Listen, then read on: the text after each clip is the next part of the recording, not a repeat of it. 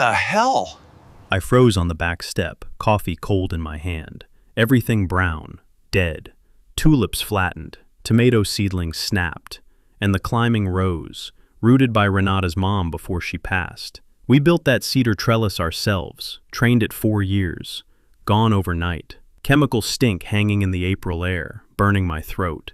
I ripped the laminated notice off the fence. Vegetation encroaching, remediated per section 7.4. Then Karen, HOA president, marched up, clipboard in hand, fake smile. What the hell did you do to my garden? I used the beautification fund to fix your eyesore. You're welcome. You should thank me for making the neighborhood look better. Thank her? For killing my mother-in-law's last memory? Blood boiling. She had no idea. That one laminated notice just cost her association $14,000 and her presidency. What would you do if an HOA Karen told you to thank her after torching your yard? My name is Garrett Holloway. I'm 51 years old. I drive a used F-150 with a cracked dashboard. I install commercial HVAC systems for a living.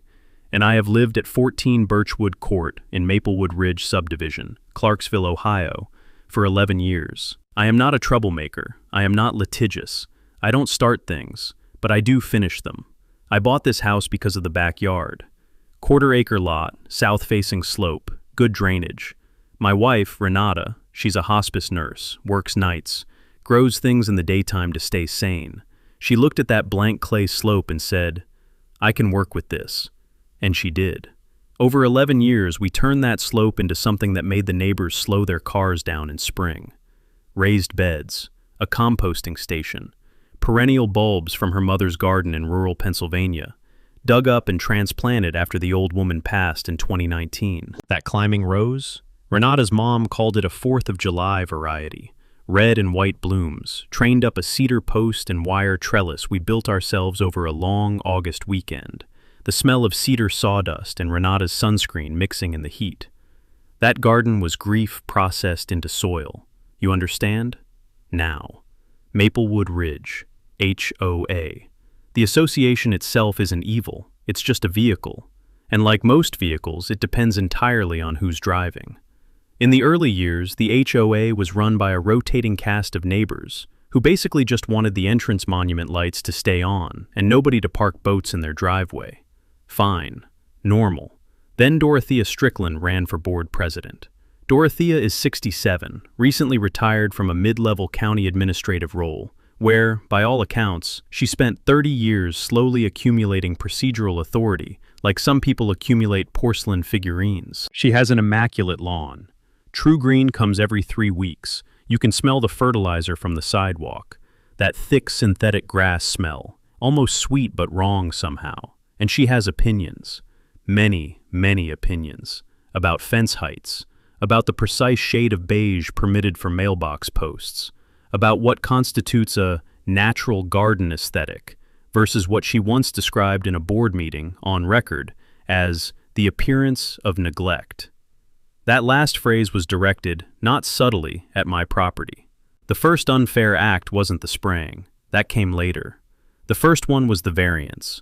In the spring of 2022, Renata and I applied for a landscaping variance to install a small rain garden, a shallow basin planted with native sedges and black-eyed Susans, in the low corner of our front yard where water pooled after rain.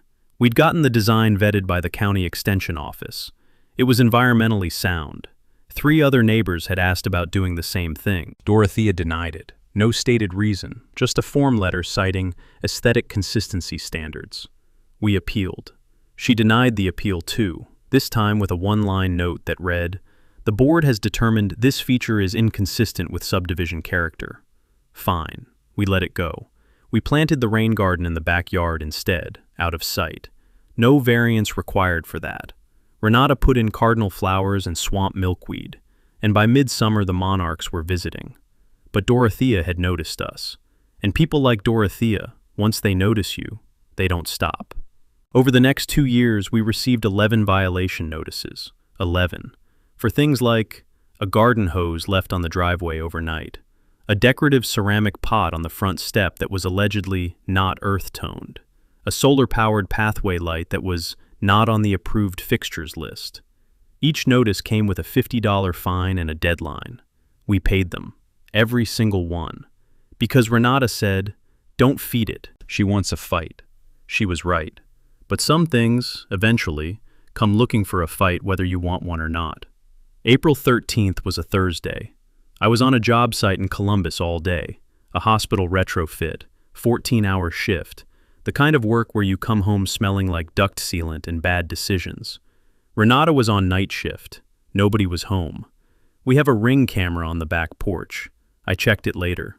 At 2:17 p.m., a man in a Maplewood Ridge HOA polo shirt, one of the two maintenance contractors they use, walked through the side gate with a backpack sprayer.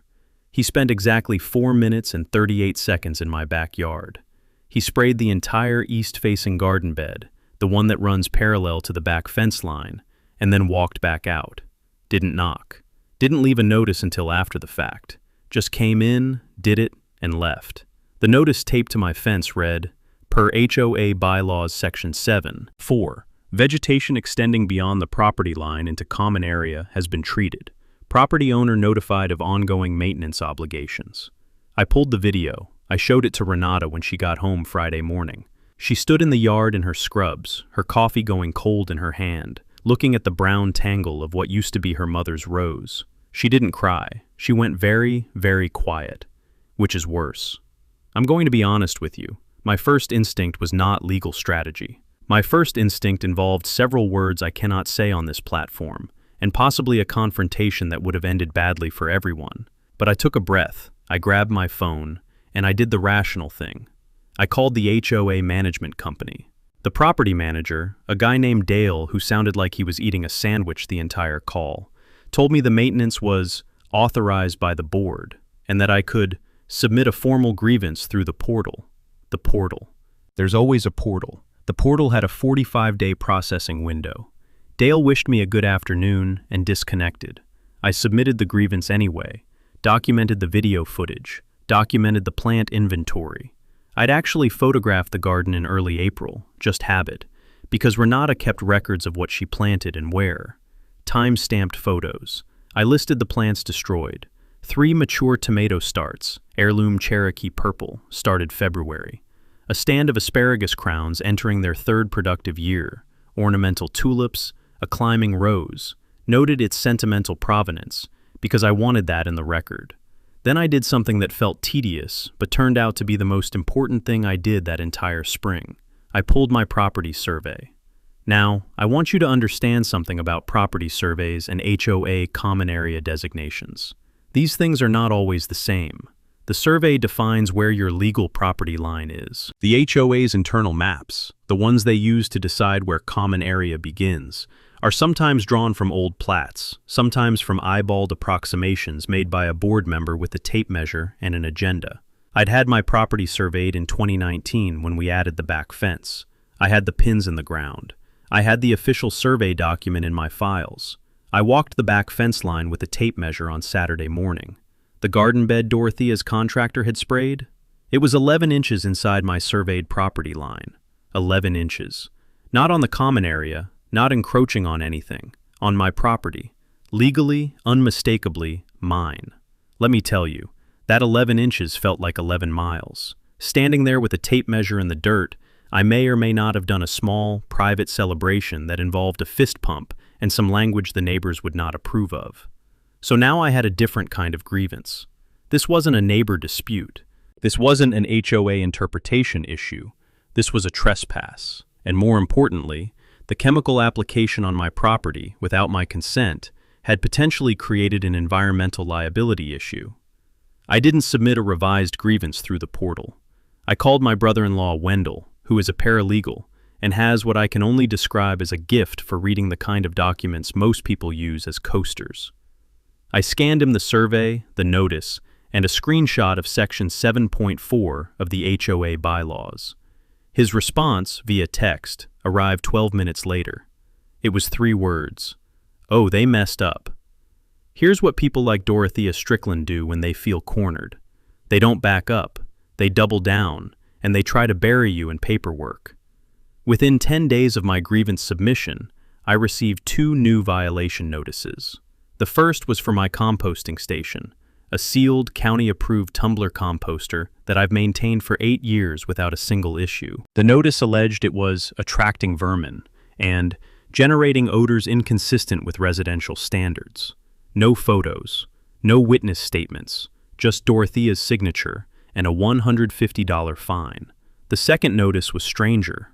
It cited a violation of the Community Harmony provision, Section 2.1 of the HOA covenants, which I had never heard invoked before in 11 years, alleging that I had engaged in hostile communications with board representatives. The hostile communication in question was my grievance submission, my written, politely worded, portal-submitted grievance. Dorothea had apparently decided that complaining about having your garden chemically destroyed was itself a violation of community harmony.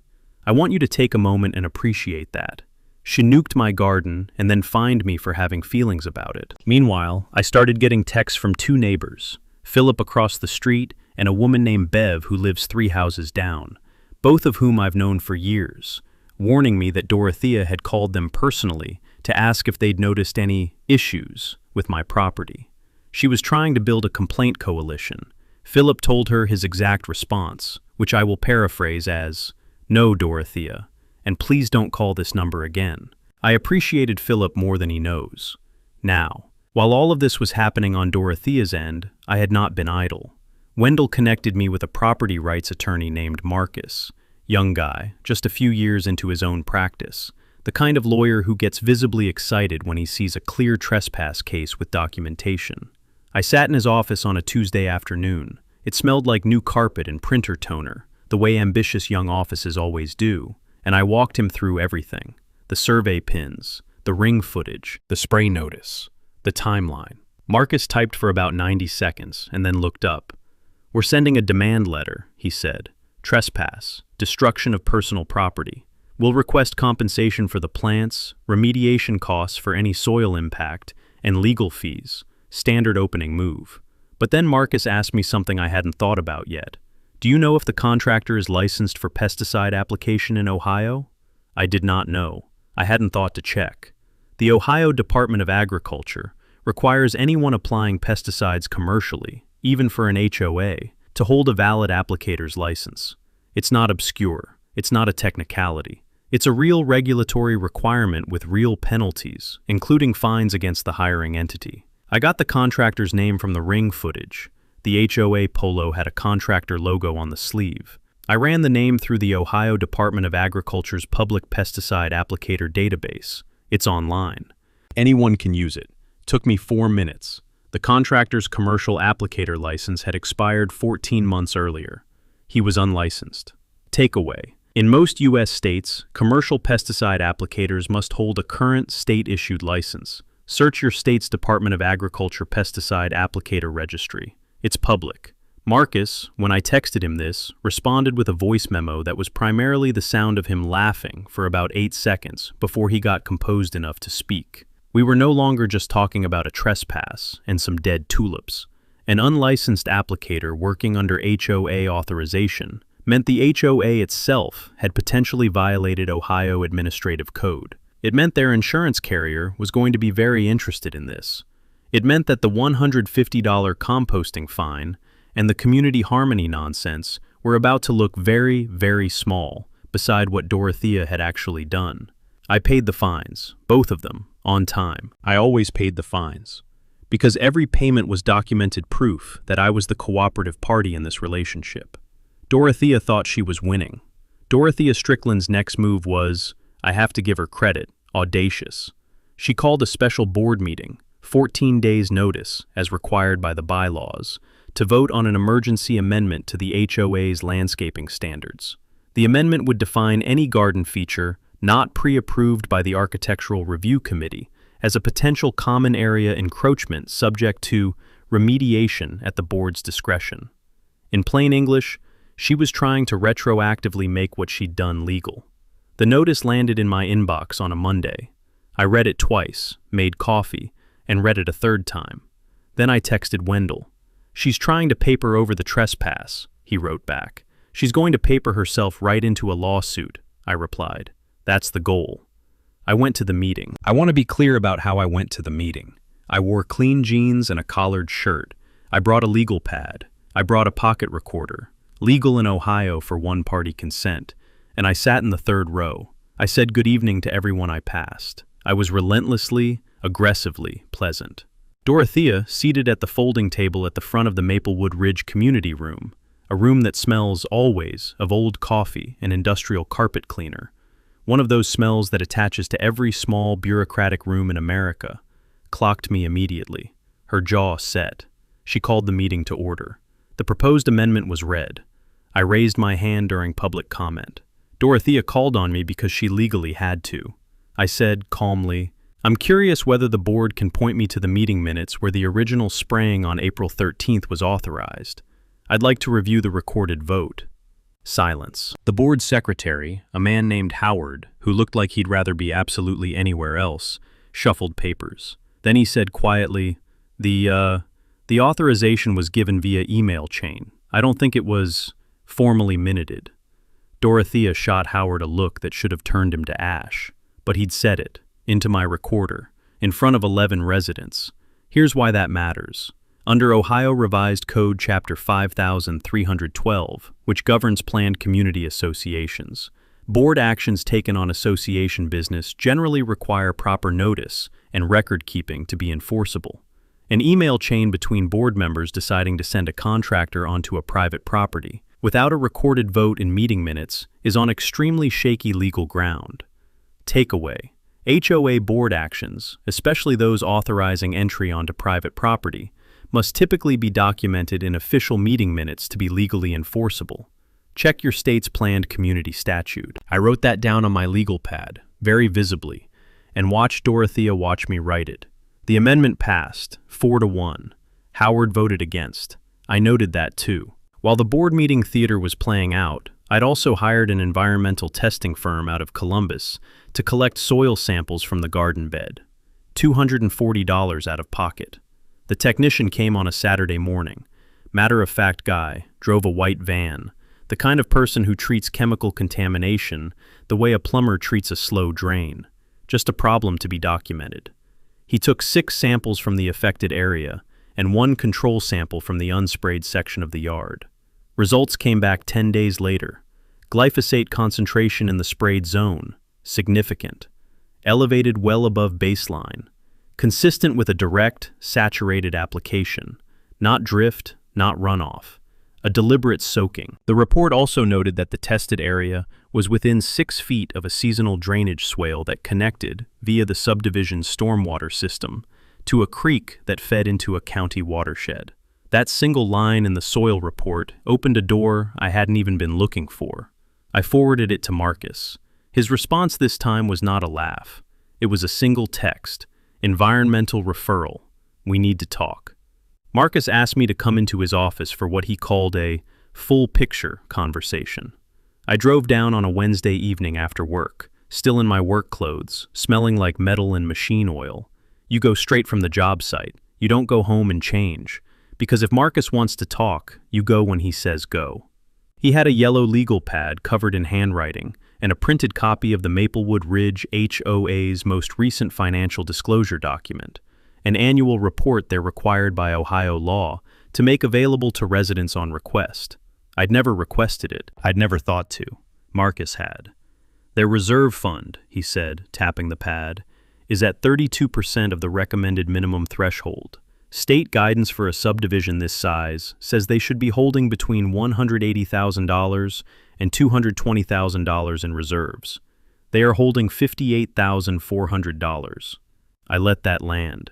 The HOA reserve fund is not petty cash. It's the pool of money set aside to cover capital repairs, repaving the parking lot, replacing the entrance monument, major landscaping infrastructure. Ohio doesn't mandate a specific reserve level, but it does require annual disclosure of the reserve status to homeowners. If that disclosure is misleading or withheld, there are remedies. Have they been disclosing this accurately? I asked. Marcus gave me a look that lawyers give when the answer is obvious. Their disclosures for the last 2 years have described the reserve fund as adequately maintained. That phrase, he said, is difficult to defend when your actual balance is 32% of recommended. That was issue 1. Issue 2 was the insurance. Marcus had requested, through his standard discovery process, a copy of the HOA's liability insurance policy. The insurer, a regional carrier that covers a lot of Ohio HOAs, had a standard policy endorsement that excluded coverage for claims arising from pesticide or herbicide application by any contractor not currently licensed under applicable state law at the time of application. The contractor was unlicensed. The HOA's insurance would not cover this claim. They were bare on the trespass liability. They were bare on the environmental claim. And their reserve fund, the only significant financial asset the association held, was already critically depleted. Dorothea had been swinging a sword made of cardboard. I drove home and found Renata awake, sitting at the kitchen table with a cup of tea and a seed catalog. She does this when she can't sleep, plans next year's garden before she's finished grieving what was lost. I sat down and told her everything Marcus had said. She listened without interrupting, which is something she is very good at. She does it for patients every night, holds space for hard information, and she does it for me too. When I finished, she looked at her seed catalog, then back at me. "So she destroyed my mother's rose," Renata said, "and now we're going after everything." That wasn't a question. "That's the plan," I said. She turned back to the catalog. "Good. I'm thinking I want a new rose, something bigger." There's a particular kind of satisfaction in planning, not the angry, reactive planning you do at 11 p.m. when you're furious and making bad decisions. The other kind, the slow, deliberate, I know exactly where this goes kind. The kind where every move has a purpose, and you're 3 steps ahead, and you let the other person keep thinking they're winning, right up until they're not.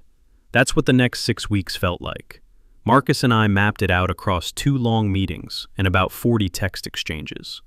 The strategy had 4 parallel tracks, all moving at once, all designed to converge at the annual HOA meeting in June.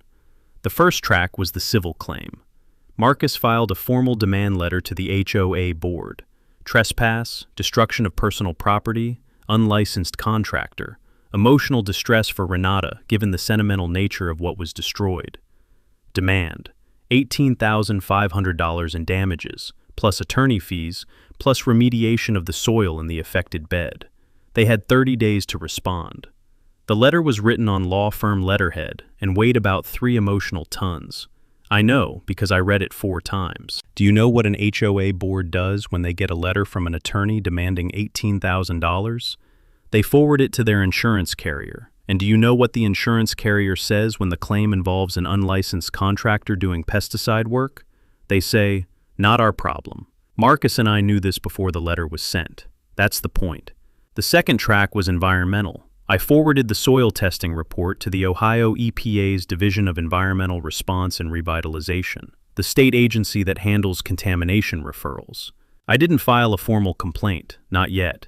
I submitted what they call an inquiry, which puts the matter on their radar without triggering the full enforcement machinery immediately. The watershed connection, the drainage swale, the creek, the county water system, gave the inquiry enough legs that an EPA field officer called me within 3 weeks to ask follow-up questions. Takeaway: if pesticide contamination reaches a stormwater system connected to public waterways, it may fall under EPA jurisdiction. Your state EPA's environmental inquiry line is a free resource available to any resident. Track 3 was financial transparency. Under Ohio Revised Code, HOA members have the right to inspect the association's financial records upon written request. I filed a formal records request, drafted by Marcus, served on the HOA management company, asking for 3 years of reserve fund statements, the current insurance policy declarations, all contracts with the maintenance contractor, and the minutes for every board meeting in the past 2 years. They had 14 days to comply. They did not comply in 14 days. They requested an extension. Marcus declined the extension and noted, in writing, that failure to provide records was itself an actionable violation. By week 2 of this process, they had produced partial records, enough to confirm everything Marcus had already found. The reserve deficit, the misleading disclosures, the contractor's expired license, now documented in their own files. Meanwhile, Philip had become something of a neighborhood general. Philip is 63, retired firefighter, the kind of man who greets everyone by name and fixes things for elderly neighbors without being asked. He started going door to door, not aggressively, just talking, the way he always did. And what he found was that the reserve fund news hit people hard in the wallet.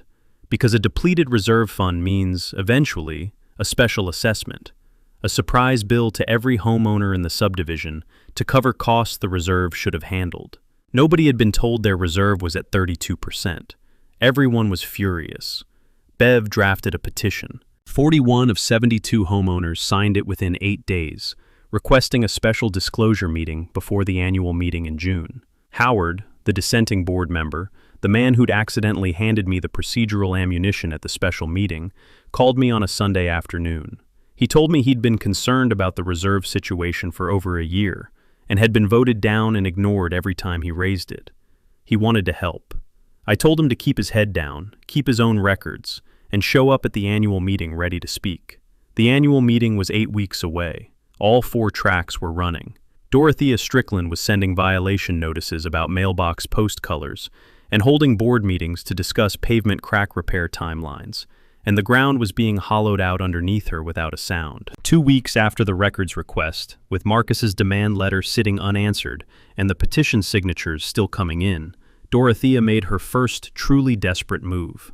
I found out on a Tuesday when I ran my property through the county recorder's website, something I'd started doing weekly as a habit on Marcus's advice, and saw a notice of lien filed against my property by the Maplewood Ridge HOA. Amount, $750. Reason cited, accumulated unpaid assessments and fines. $750 for fines I had paid, every single one. I had bank records, electronic payment confirmations through the HOA portal, timestamps, every payment, every receipt. I stood in my kitchen reading this on my phone, and I felt something shift in my chest. Not panic, not fury exactly. Something colder and quieter than fury. The kind of feeling that comes when you realize the other person is no longer playing the same game. They're not trying to win on points anymore. They're trying to do damage. A fraudulent lien on a property is not a minor bureaucratic error. It clouds the title. It can complicate refinancing. It can show up in a credit check. It's the kind of thing that, if you don't catch it, follows you for years. I forwarded the lien notice to Marcus with 3 words. Add this too. Marcus's reply, "Oh, this is beautiful." A fraudulent or wrongful lien in Ohio can expose the filer to claims under the Ohio Consumer Sales Practices Act, potential slander of title claims, and sanctions. The HOA had my payment records in their own system. This wasn't a misunderstanding. This was retaliation, documented in a county courthouse filing. Takeaway. Homeowners should regularly check their county recorder's website for any liens or encumbrances filed against their property. It's free, it's public, and catching a fraudulent lien early is critical. But Dorothea wasn't finished. 3 days after the lien appeared, a letter arrived in the mailboxes of residents throughout the subdivision, on HOA letterhead, signed by Dorothea in her capacity as board president. The letter stated that a small number of residents engaged in legal disputes with the association were driving up administrative costs and potentially threatening the financial stability of the community. It urged residents to support the board's efforts to maintain community standards and discouraged litigation culture. It did not name me by name. It didn't have to. I am the only person who had recently submitted a legal demand letter to the association. Everyone knew. Phil called me that evening, his voice carrying the particular tone of a man who is trying very hard to be measured about something that is making him the opposite of measured. "She sent it to 62 houses," he said. "I've already gotten 7 calls."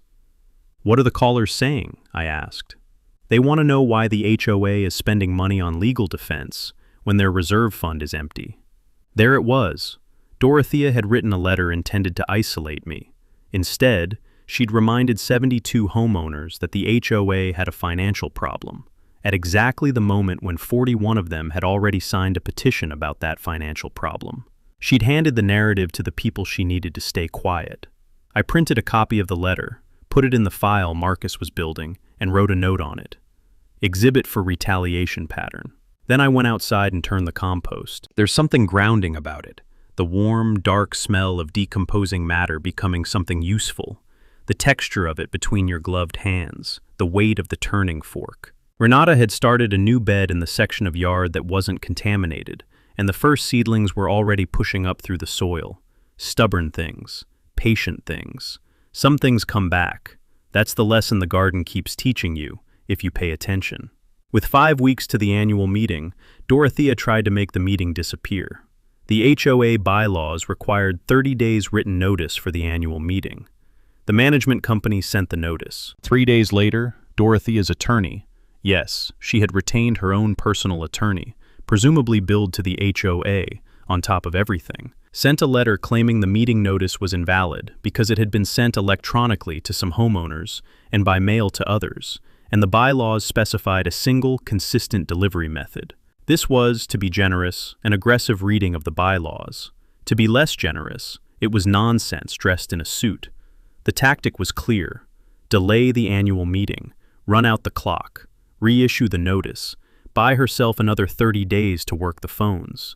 Marcus filed an emergency motion to compel the meeting. Under Ohio law, if an HOA board fails to hold the required annual meeting, any member can petition the Court of Common Pleas to order the meeting held. The court takes these petitions seriously. The motion was filed on a Thursday. The court issued a response by the following Tuesday. The annual meeting would be held as originally scheduled. The board's procedural objection was noted and dismissed. Takeaway: if an HOA board refuses to hold a required annual meeting, state law in most jurisdictions allows any homeowner to petition a court to compel it. This is a real, low-cost legal remedy. While that was playing out, Howard called me. He was agitated in the specific way of a careful person who has witnessed something they cannot unwitness. He told me that Dorothea had called 2 of the petition signatories, both of them homeowners with balconies that technically violated the current architectural guidelines, violations the board had been ignoring, and had quietly suggested that if they withdrew from the petition, those violations would remain uninvestigated. A promise of regulatory leniency in exchange for political silence is, at minimum, a breach of fiduciary duty. At maximum, it looks a great deal like a coercive act. Howard had not been on the calls, but one of the homeowners, a woman named Celestine, who has lived in Maplewood Ridge for 19 years, and has the posture of someone who has been waiting her entire life to be outraged about exactly this kind of thing, had taken notes during her call with Dorothea. She gave Howard a copy. Howard gave it to me. I gave it to Marcus. Marcus called it a gift. Meanwhile, the Ohio EPA situation had quietly escalated. The field officer I'd spoken with, a methodical woman named Agent Pruitt, whose emails were as terse as haiku, sent me a message on a Wednesday afternoon. The Holloway inquiry has been elevated to a formal preliminary investigation. Please retain all documentation. Do not discuss specifics with involved parties. I forwarded it to Marcus with the subject line. He called me back in 4 minutes. They went formal because of the watershed connection, he said. If that swale drains into a regulated waterway, we're potentially looking at a Clean Water Act adjacent issue. That's federal interest territory, Garrett. This is not small. I want to be careful here because EPA investigations move slowly and the outcome wasn't determined yet. But the existence of a formal preliminary investigation, even pending, was going to matter in front of a room full of homeowners. It was going to matter to the HOA's management company, and it was going to matter to whatever journalist from the Clarksville Courier-Register might happen to be in the audience at a certain annual HOA meeting in approximately 4 weeks. I had called the Courier-Register 2 weeks earlier. Community beat reporter named Thaddeus, young, hungry, the kind of reporter who files 3 local stories a week and is genuinely interested in municipal accountability.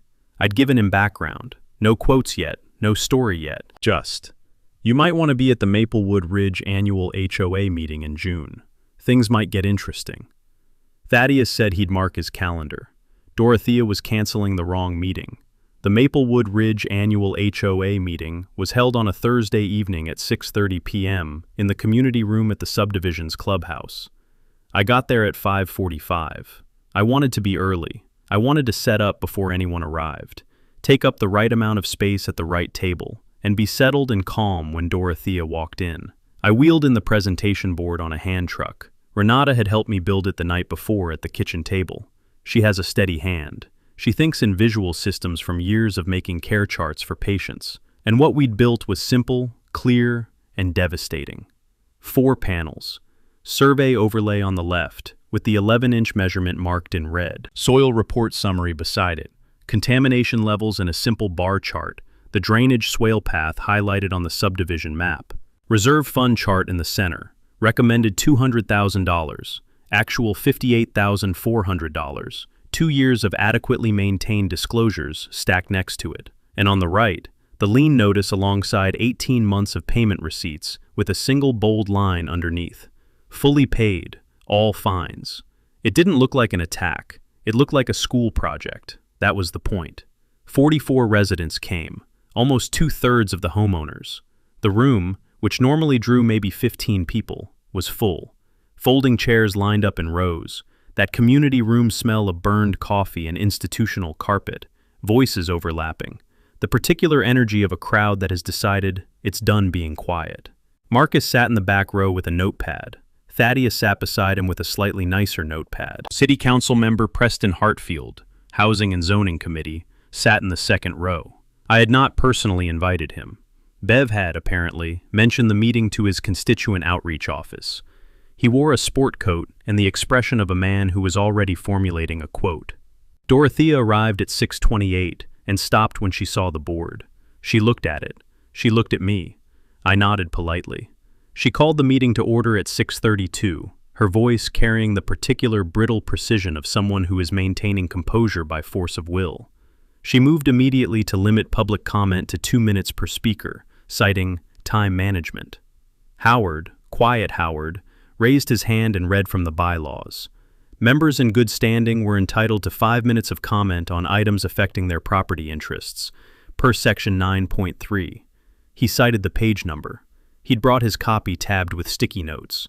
He had clearly prepared. The motion to limit comment failed, 2-2 with 1 abstention. The abstention was the 4th board member, a man named Gus, who looked at Dorothea, looked at the room, and clearly decided that this was a hill he was not interested in dying on. I was recognized to speak. I walked to the board. I did not raise my voice. I pointed to the survey panel and explained, in simple terms, that the garden bed chemically treated by the HOA contractor on April 13th was 11 inches inside my surveyed property line, and I held up a copy of the survey with the corners stamped by the surveying firm and the property pins numbered. I explained that the contractor's pesticide applicator license had expired 14 months before the application. I held up the printed registry lookup. I explained that the soil contamination report had been forwarded to the Ohio EPA, and that the inquiry had been elevated to a formal preliminary investigation, and that Agent Pruitt's letter was available for review. Then I turned to the reserve fund panel. I took 4 minutes. I spoke slowly. I used the chart. By the time I finished, the room was not quiet in the way of boredom. It was quiet in the way of a jury. Dorothea responded. She talked about misrepresentation and coordinated harassment and bad faith actors. She talked about property values. She talked about standards. Councilmember Hartfield raised his hand. Ms. Strickland, are you saying the reserve fund disclosure is accurate? The reserve fund reflects ongoing budget priorities. I'm asking if the disclosure was accurate. She did not answer. Not really. She said something about the board's fiduciary process. Preston Hartfield wrote something down. Phil, from the 3rd row, made a motion. Establish a 5-resident independent oversight committee with access to all HOA financial records. Suspend the board president's unilateral spending and enforcement authority pending an external financial audit, and direct the board to negotiate in good faith on the Holloway claim within 60 days. The vote among residents present, advisory but on record, was 37 in favor, 3 against, 4 abstentions. And then Dorothea Strickland, in front of 44 neighbors, a city council member, a newspaper reporter, and her own dissenting board member said, "None of you understand what it takes to maintain a community like this. You don't appreciate it until it's gone." Thaddeus wrote it down verbatim. I know because I asked him later. It ran in the Courier Register 2 days later under the headline, "Maplewood Ridge HOA faces legal action. EPA inquiry, and member revolt after garden dispute. 26 days after the annual meeting, Marcus received a settlement offer from the HOA's management company, $14,000, full release of the fraudulent lien, written acknowledgement that the contractor's application was unauthorized, commitment to implement a certified applicator requirement for all future maintenance contracts, and, the one Renata had specifically asked Marcus to include, a formal written apology from the board to the Holloway family for the destruction of personal property of sentimental value. We accepted. It wasn't the full $18,500 demand, but the written apology, Marcus pointed out, was worth more than the difference in a lot of ways. It was an admission, on paper, that could follow the HOA's record and matter in future disputes. Dorothea Strickland resigned from the board 11 days after the meeting. No confrontation, no dramatic exit. An email to the management company, copied to board members, citing personal health reasons. No further statement.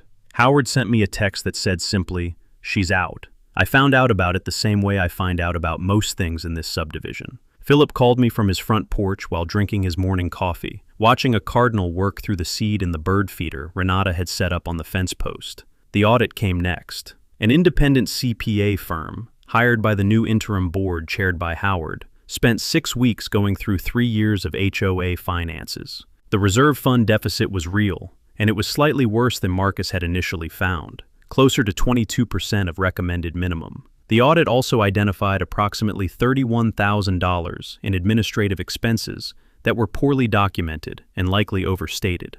The board presented the audit results at a special meeting in August. They announced a structured replenishment plan, modest monthly assessment increases over 4 years, that avoided a lump sum special assessment. Nobody was happy about the increases, but nobody was surprised.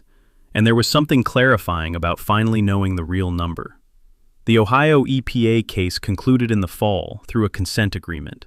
No monetary penalty for the HOA, but a mandatory soil remediation requirement for the affected bed, and a binding agreement to require licensed applicators for all future chemical treatments within the subdivision. Agent Pruitt sent me a copy of the final agreement with a one-line note, "Thank you for the referral." Renata used part of the settlement to rebuild the garden bed. She had the soil tested again first, clean after remediation, and then she spent a Saturday in October planting new bulbs in the old bed. Different variety of tulips, different heirloom tomatoes ordered from a small seed company in Vermont, and a new rose. It's called a New Dawn, a climbing variety, blush pink, famously vigorous. It will take 2 seasons to really establish itself. Renata said that was fine. She said she had time. The settlement surplus, what remained after legal fees and remediation costs, was $4,200. Renata's idea? Donate it to the county extension office to establish a Maplewood Ridge native plant library, a shelf in the extension building, stocked with native plant seeds, propagated starts, and a binder of planting guides specific to our county's climate. Any resident can borrow seeds and return seeds at the end of the season. Monarch-friendly, watershed-friendly, maintained by a small volunteer group that now includes Philip, Bev, Celestine, and 3 other neighbors who'd never met before the petition. The plant library opened in May of the following year. The 4th of July rose, the one that was destroyed, is gone. Some losses you don't replace exactly. But in the bed where it grew, Renata planted swamp milkweed and a stand of native columbine. And this past June, the monarchs came back. You know what Dorothy never saw coming. Not the lawyer, not the soil samples, not the EPA investigator who showed up because her unlicensed contractor sprayed glyphosate 11-inch inside Garrett property line, close enough to drainage swell to make it a further conversation. She thought she was facing an eyesore. They were actually handing him everything. Every fine Garrett ever paid saved. Every notice filed. And when she filed that fraudulent lien against a man with zero unpaid balance, she handed him the last P he needed. $40,000, a forged audit, a board presidency that ended with a quiet Tuesday email, personal health reasons, That's how it ends. For people like her, not dramatically, just gone.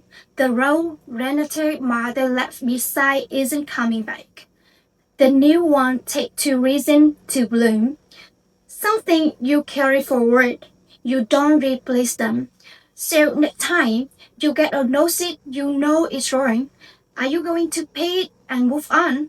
Or are you going to save the receipt? Drop your answer below. Share this if it hit close. Subscribe for the next one. They're not afraid of your anger. They're afraid of your paperwork.